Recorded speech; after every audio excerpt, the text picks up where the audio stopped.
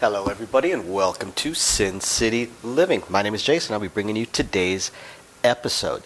As always, we want to thank all of our fans, our sponsors, our patrons. We appreciate all of your guys' support. Everyone that's bought us a cup of coffee, been greatly appreciated. We've had a rough couple of weeks here in the family, been out of work for a week and a half, coming up on 2 weeks thanks to our old friend COVID running through us. I don't want to take up a whole lot of time with the usual spiel, so all of you guys that are interested in what's going on with Sin City Living and what we plan on doing in the future with our live streams and upcoming events, please stick around to the end of the video or skip to the end of the video and watch. I will put most of that stuff in the ending spiel, and I will try and update it every week or two with more news. Otherwise, that being said, we're just going to go ahead and jump straight into today's video. So today's video, we're going to go over an email that was sent to us from, I hope I'm pronouncing this correct, Sadik.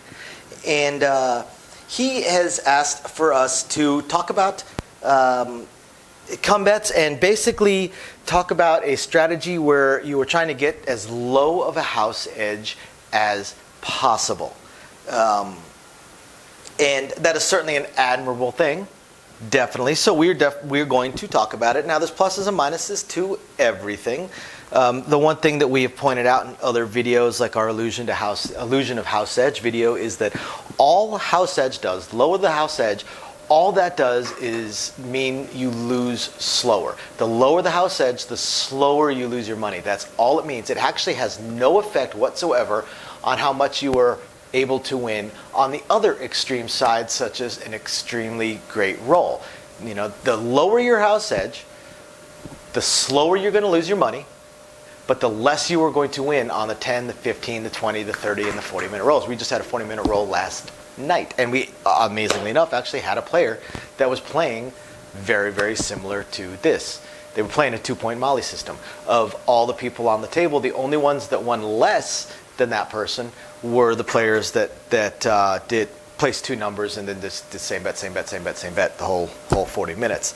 Otherwise, this person did not win as much, not even close to as much. It's literally a fraction as much as some of the other players. However, they'd also played much longer because, again, lower house edge, so they lost their money slower, so they were able to play for a longer period of time. There were a number of very aggressive people prior to this 40-minute roll that were they still there when this roll occurred, would have made insane amounts of money, but they were super aggressive, so they were already out.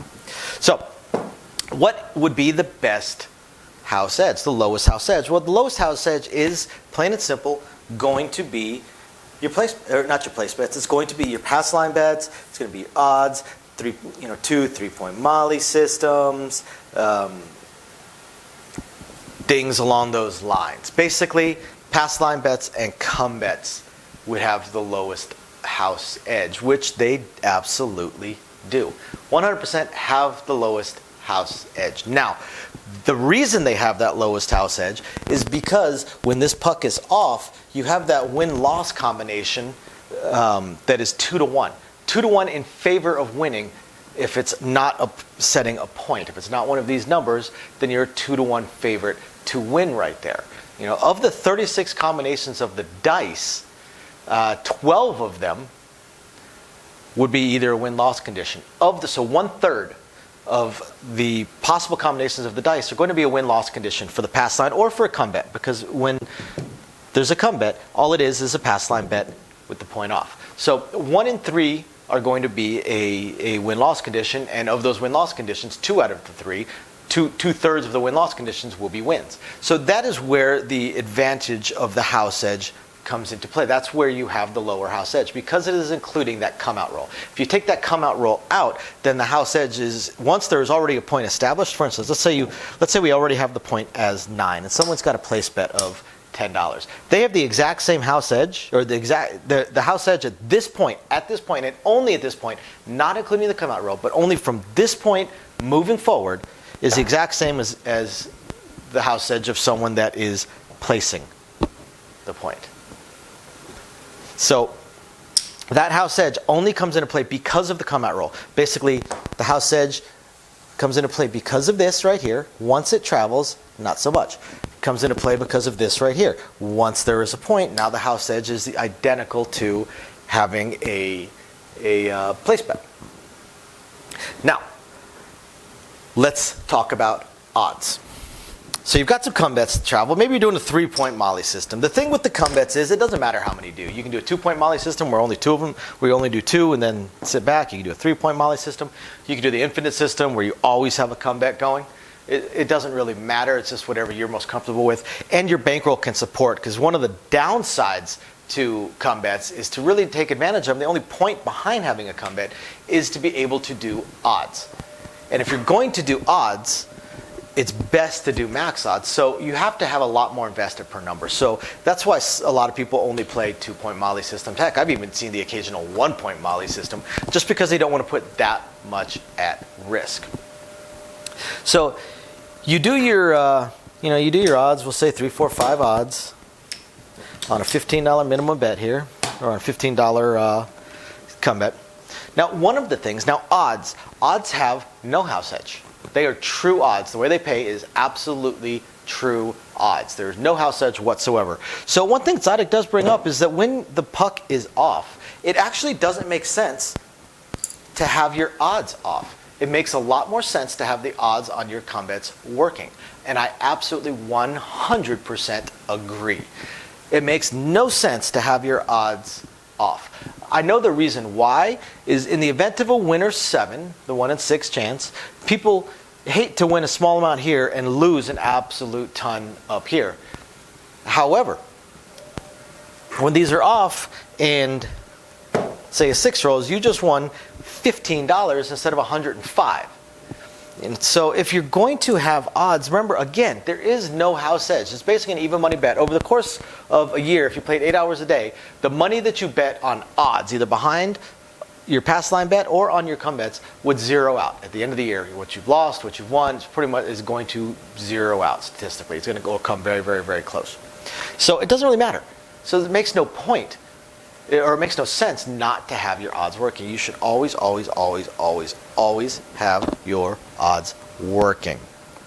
Now, one final thought on this. Here's the thing to remember. Again, the house edge only comes into play when you include a come out roll, which would be while the come bet is in the come, or a pass line bet while the point is off. Once a point has been established, such as the come bet traveling in, or, of course, for the pass line, the puck being marked, now the odds are the exact same for place bets and for come bets and line bets. That is the reason why when someone does, let's go ahead and put this at 15 also. All right. So we'll do 3, 4, 5 odds, so 60 odds. That is the reason why, even though once there's a point established, if you come up late, you are allowed to come down onto the pass line and come down with odds. You're 100% allowed to do that. But everyone tells you not to. And why do they tell you not to? Because you get paid better on a place bet. So once there's already a point established, you get paid better on a place bet. So again, the house edge comes into play only during the come out roll, and it does increase your chances. It lowers the house edge. It is better for you, of course. So if you're shooting for the lowest possible house edge, absolutely. Come bets, pass line bets with odds, come bets with odds, it's definitely the way to go. If you're looking to win the most money possible on winners and on long rolls, 10, 15, 20 or more minute rolls, these are not going to be the best bets for you unless you are at a place with 10 times or higher odds. If you're at a 20 times house, then it absolutely makes more sense for you to do come bets with maximum odds, 20 times your flat bet, because you will win more money on the equivalent amount bet as you would if it were a place bet. So I hope you guys find this interesting, illuminating, enlightening, or at the very least, just plain fun. Thank you everybody for watching. Thank you Tzaddik for sending this to us, and we will catch you guys next time. Bye now. Okay everybody, and as promised, all the usual blah blah that I try and do at the beginning of the video, we're going to go ahead and put near the end of the video. And here we go. So thank you everybody for your usual patronage. All of you that are patrons of ours, we very, very much appreciate it. Thank you everybody who's been buying us a cup of coffee. love to say it's going to coffee right now, but this month with the entire family out for COVID, it's honestly going to Bill's and probably the kid's birthday in a week. But we definitely appreciate it. We're going to continue working on these live streams. I know you guys have seen some of them popping up. Just got to figure out the look of it, and some of the audio is still giving me issues. But hopefully we'll be getting those live streams and the craps tournaments going as soon as possible. Really just going to depend on scheduling.